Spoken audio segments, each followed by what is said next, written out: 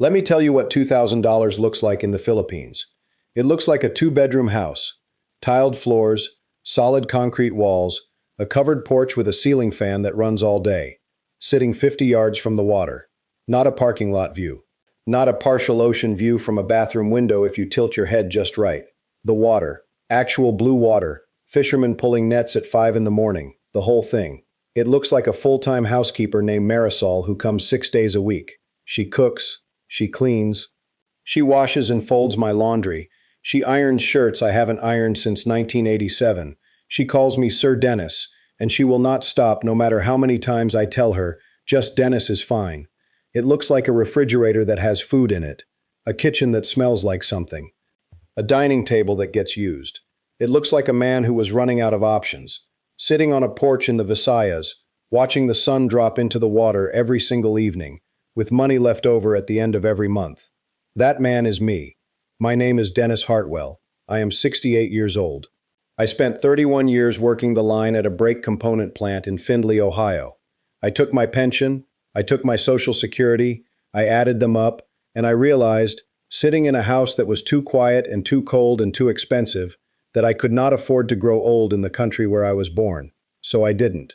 I want to talk to you today about what that decision actually looks like. Not the postcard version, not the dream version, the real version, the receipts, the numbers, the things nobody puts in the brochure.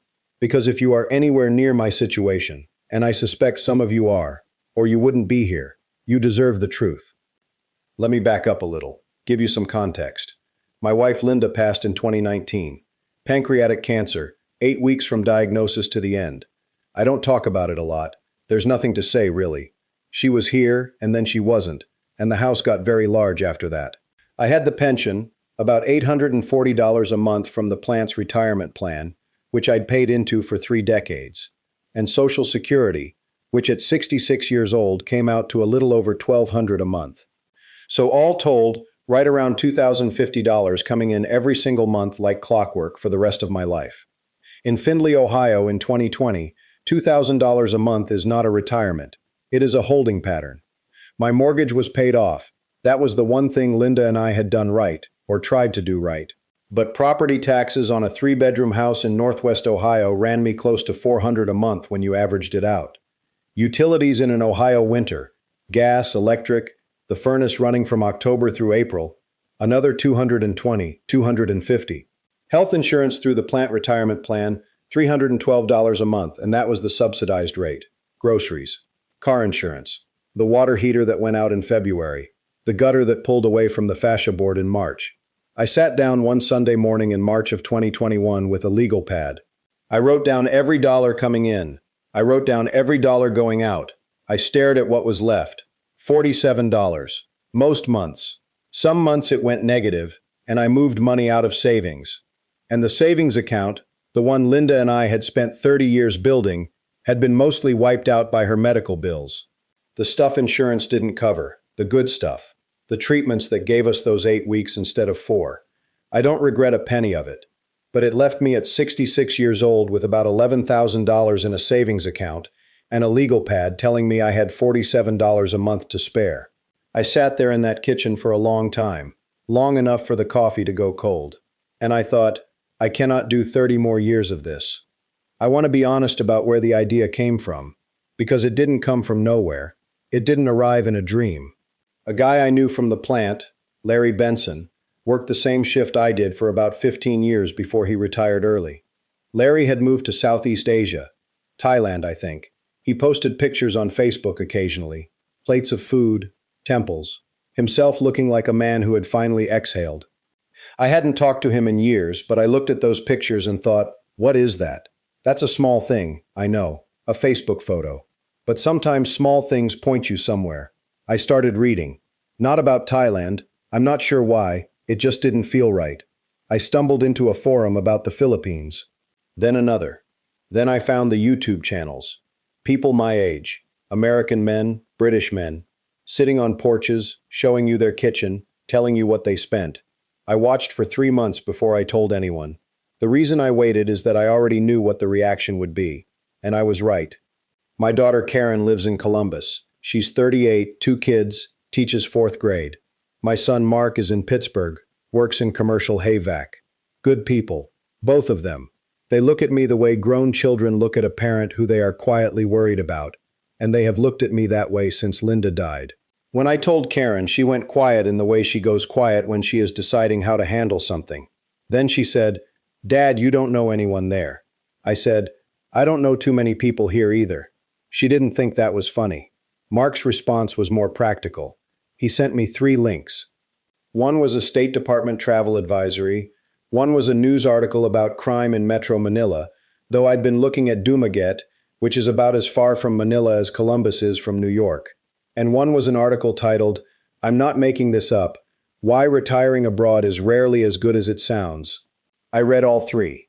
Then I kept reading what I'd been reading. The thing is, when you are 67 years old with $47 left at the end of every month, you are in a different risk calculation than your daughter in Columbus or your son in Pittsburgh. The risk of doing nothing was not 0. The risk of doing nothing was more of this, forever, until the savings ran dry. That's not a neutral outcome. That's just a slower version of a problem. I told Karen, I'm going to take a trip, 3 weeks. I'll look around. If it's terrible, I'll come home and never mention it again.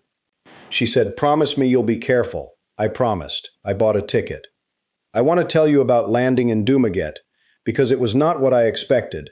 And by that I mean it was both better and stranger than I'd imagined. I flew Manila first, which you almost always do. It's the hub.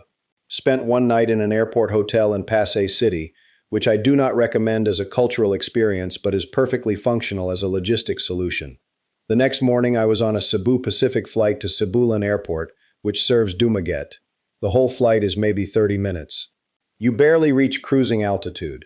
Dumaguete is, and I'm going to try to describe this accurately rather than romantically, a small Philippine city of maybe 150,000 people, built along Tanawan Boulevard on the western coast of Negros Oriental.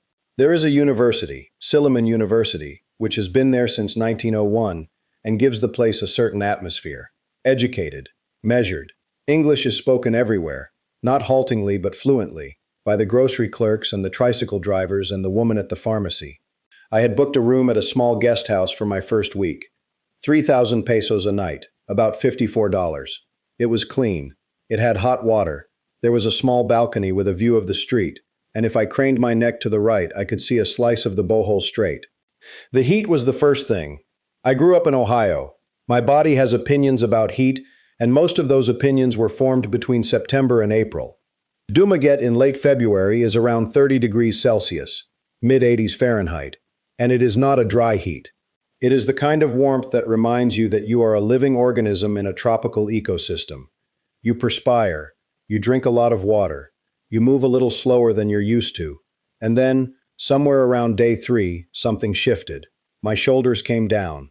I stopped clenching my jaw. I ate a plate of sinangag, garlic fried rice, a fried egg on top, at a small carinderia on Purtices Street for 85 pesos, which is about $1.50, and I thought, I could do this. Not the heat, not the fried rice specifically, all of it, the scale of it, the pace of it. The fact that nobody knew me and nothing was expected of me, and I was just a man eating breakfast watching tricycles go by. I stayed 3 weeks. By the end of week 2, I had found a real estate agent named Ray who showed me rental properties. By the end of week 3, I had found my house. Let me tell you about the house, because this is where people's eyes go wide and I completely understand why. It's a 2-bedroom concrete house in a small barangay, a neighborhood, about 2 kilometers south of Dumaguete proper, close enough to town to be convenient, far enough to be quiet. The road in front is a 2-lane street. Across that street is a concrete seawall. Beyond the seawall is the Bohol Strait, and beyond that, on clear days, you can see the mountains of Cebu across the water. The house itself, 2 bedrooms, one large enough that I use the second as a proper office. I keep my books there, my television, a desk. 1.5 bathrooms, a kitchen with a gas range, a full-size refrigerator, a washing machine in the utility area, a covered porch in front where I keep 2 white plastic chairs and a small table, a ceiling fan on the porch that I run every evening. The floor is tile throughout. Cool underfoot, easy to clean, no carpeting to trap the heat. Monthly rent, 22,000 pesos. At the exchange rate when I signed, And rates vary, so use a current converter. 22,000 pesos was $390 a month. $390 a month. In Ohio, my property taxes alone ran $400. That was before the electric bill, before the gas bill, before I'd bought a single can of soup. Let me give you the full monthly budget, because this is what people actually need to see. Rent, $390. This includes the house, the porch, the ocean view, the ceiling fan, the second bedroom I use as an office, all of it. My landlord is a retired engineer named Ernesto, who lives 3 streets away and whose family has owned this property for 40 years. He has never raised my rent. When the water pump made a strange noise last November, he sent a plumber the same afternoon. Marisol, my housekeeper, comes 6 days a week, Monday through Saturday, approximately 6 to 7 hours a day. She cooks 1 or 2 meals when she's here, depending on what I've asked for. She does all the cleaning, all the laundry, all the ironing. She keeps this house in better condition than I have ever kept any house in my life. Her monthly salary, 5,500 pesos, just under $100.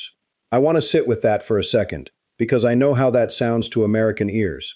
I pay above the local market rate, I checked. I did not want to be that foreigner who underpays.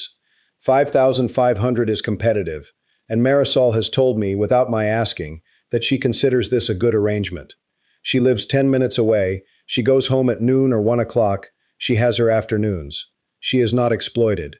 She is employed with regularity by someone who says thank you and means it. I could not have afforded any version of this in Ohio.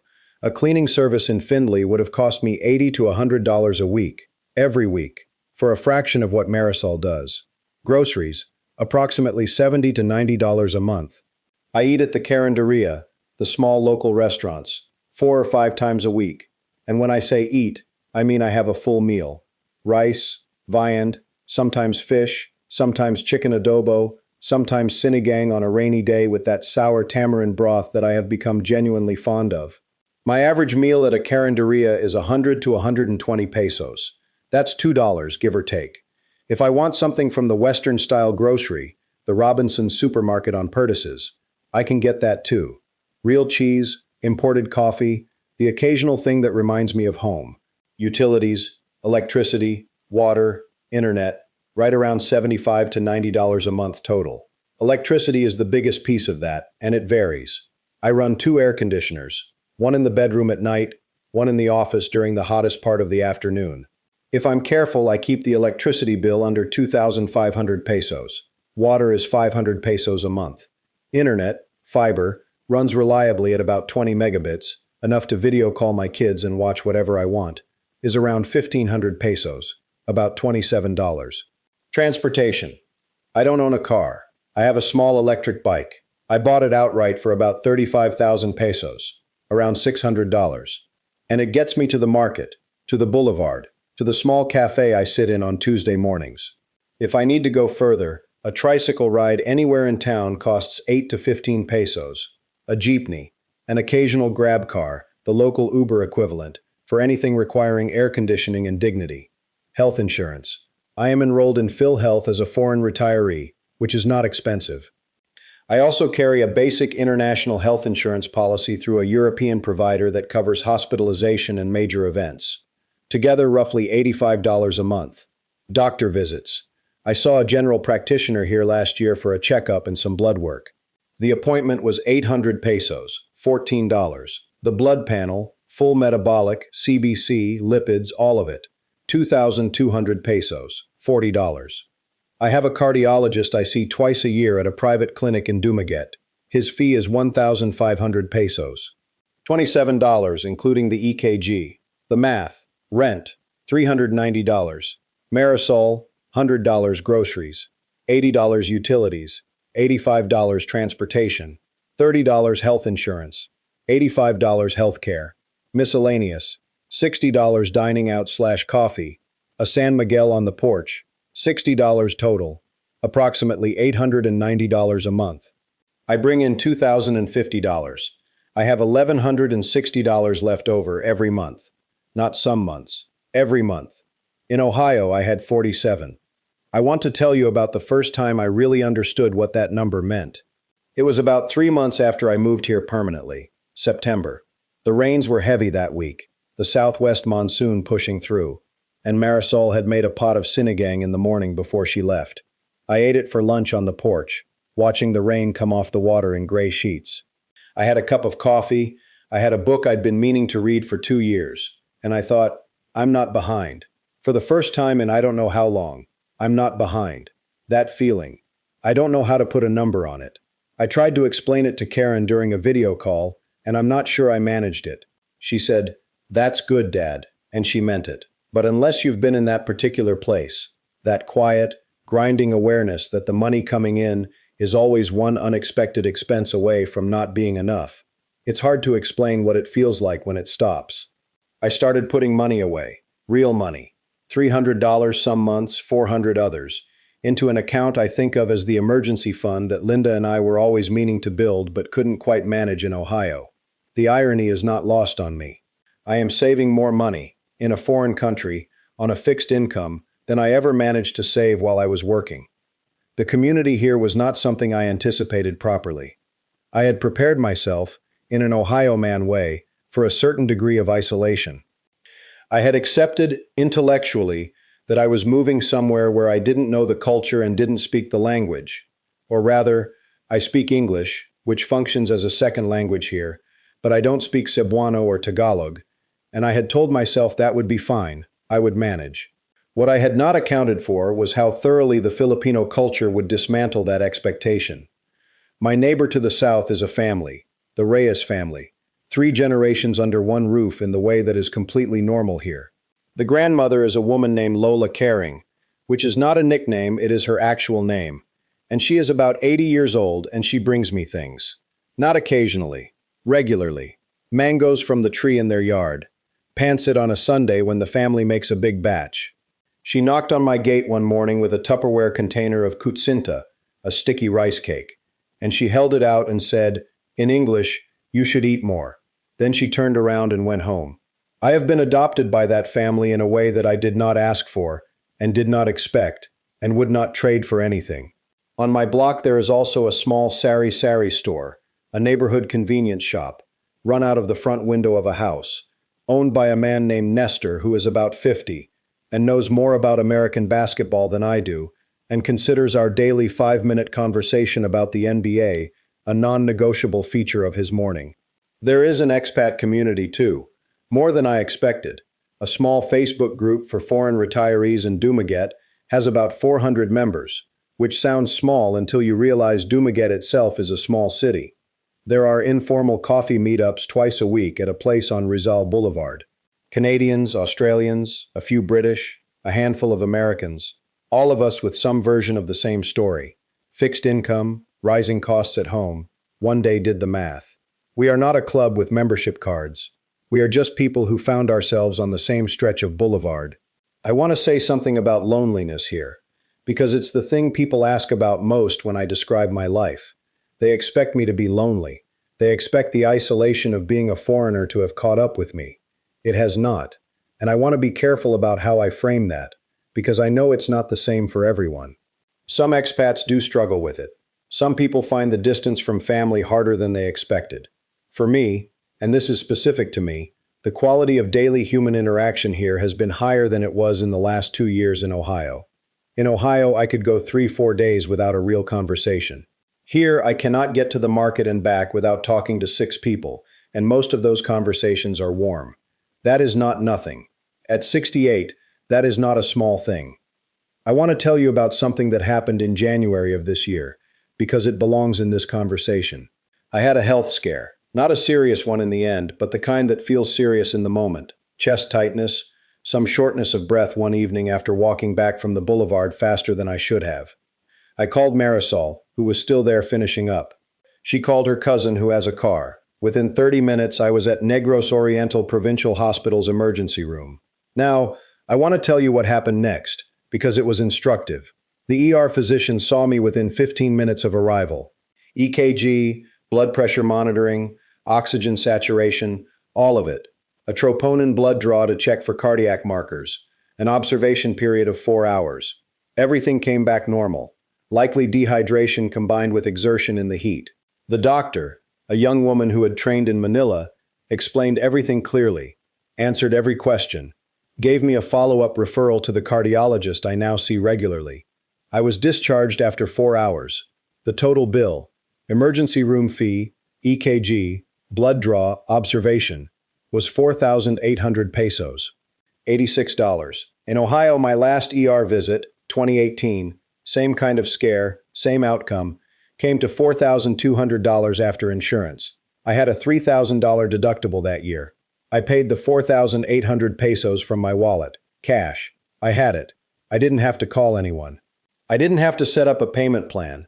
I went home, drank 2 liters of water, slept 8 hours, and the next morning Marisol made me arroz caldo, rice porridge with ginger, chicken, a soft-boiled egg, and I ate it on the porch watching the fishermen, and I thought, if I had stayed in Ohio, that would have cost me $3,000, and it would have come out of savings I don't have.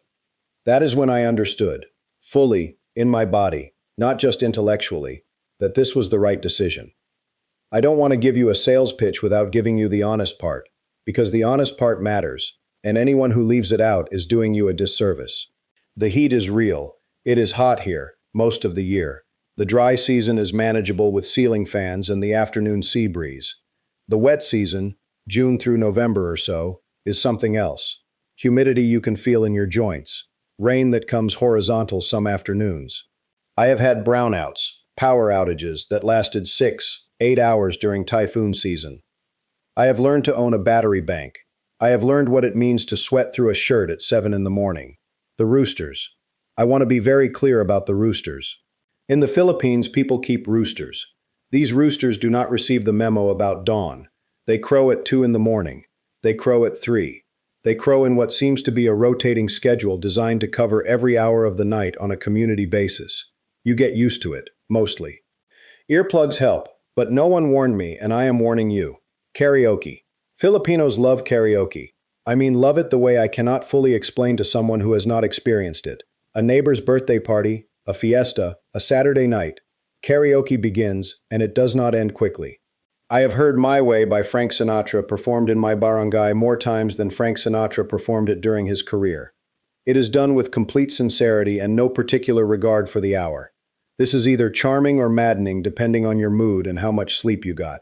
The bureaucracy around the retirement visa, the SARRV, Special Resident Retirees Visa, which is what I am on, required patience I had to develop specifically for the occasion. There is paperwork. There is a deposit requirement with the Philippine Retirement Authority. There are requirements and forms and offices and waiting. It took me about 4 months to fully sort, with help from a local facilitator. Do not try to navigate it alone from outside the country. Get help. Internet can be inconsistent outside the city center. Mine is reliable now, but the first 6 months were frustrating. And the distance from family, from Karen and Mark and my grandchildren, is real. Video calls are good. They are not the same as Sunday dinner. I have accepted that, because the alternative had its own cost, just a less visible one. Karen came in April. She booked the ticket herself. She did not tell me until 10 days before. She landed in Sibulan on a Tuesday afternoon, and I picked her up in a grab car, and she came into my house and stood in the living room and looked around for a long moment. She said, "Dad, you have a housekeeper." I said, "Her name is Marisol. She makes very good sinigang." Karen stayed 9 days. She slept in the second bedroom, which I had cleared out for her. She sat on the porch with me in the evenings. She met Lola Caring, who fed her kutsinta, and told her in direct and cheerful English that her father was a very polite man. She walked the boulevard with me. She ate at my regular carinderia and tried to calculate the bill in dollars and then looked at me with an expression I didn't quite know how to read. On day 7, she said, and this is a direct quote, I wrote it down, "I still wish you were closer, but I can see that this is actually a life." That's the thing I want to leave you with. Not a number, though the numbers matter and I've given them to you straight, but the thing Karen said. This is actually a life. In Ohio, at the end, it was a waiting room, clean and familiar, and mine, and increasingly something I could not sustain. Here, with $2,050 a month, the same money, I have a house with an ocean view. I have a woman named Marisol who keeps it in better shape than I ever did. I have Nestor and his NBA opinions, and Lola Caring and her mangoes, and Rizal Boulevard at 6 in the morning with the light coming up pink over Cebu. I have money left over. I have $1,100 that don't disappear into property taxes and heating bills and insurance deductibles. They sit in an account and grow, and I look at that number sometimes just to confirm that it's real. If you are sitting somewhere right now, a house that has gotten too quiet, a spreadsheet that doesn't quite add up, a retirement that feels less like freedom and more like rationing, I want you to know that there are options I didn't know existed until I started looking. The decision I made was not impulsive, and it was not without cost. But it gave me back something I had given up on, the feeling of being, financially and otherwise, okay. That's what $2,000 buys in Dumaguete. A house, a maid, an ocean view, and a man who is okay. If any part of what I've described sounds like something you want to understand better, I've actually started putting together a short guide for people in exactly this situation, covering cities, visa options, costs, and the traps I walked into so you don't have to. I'll drop the link in the description when it's ready. Until then, if this was useful, leave a like, it helps more people find it. Subscribe if you want the honest version of what this life looks like, and I'll see you in the next one. Salamat.